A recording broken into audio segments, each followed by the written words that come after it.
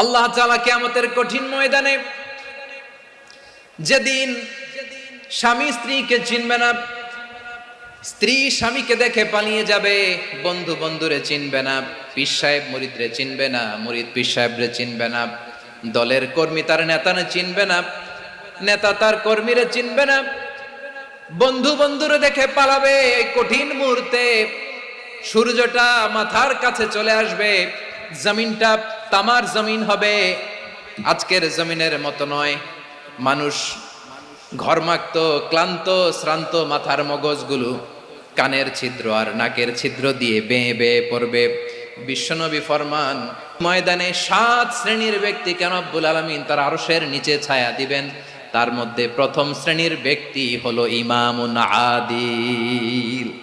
ইমামুন আদিল, ন্যায়পরায়ণ শাসক, যে ইনসাফের সাথে